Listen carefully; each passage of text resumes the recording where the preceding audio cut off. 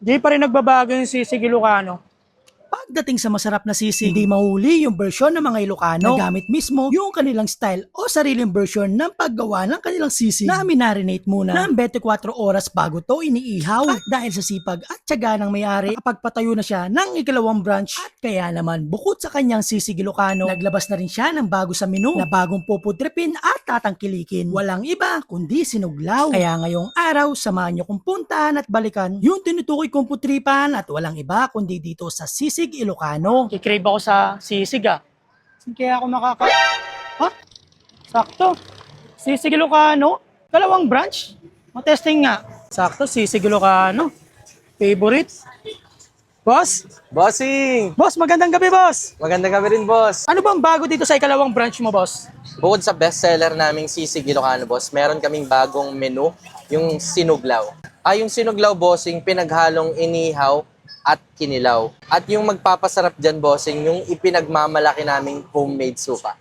Located po kami dito sa First Street, Barangay Banikain. Harap lang po kami ng Petron. Open kami, boss, from Monday to Saturday, every 5 p.m. up until 10 p.m. po kami. Hello mga kuis, another day, another food tripan na naman tayo.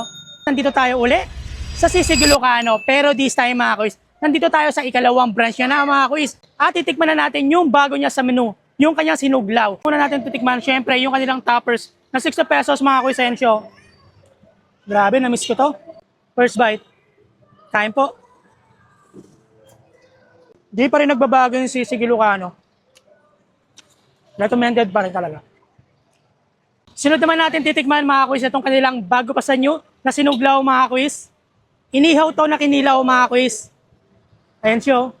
Yung price pala nito mga kuis, small 100, medium 150, and 200 yung large mga kuis. Homemade suka nila mga kuis. Ayan o. Oh, grabe. Ito yung unang beses na makakatikim ako ng sinuglaw.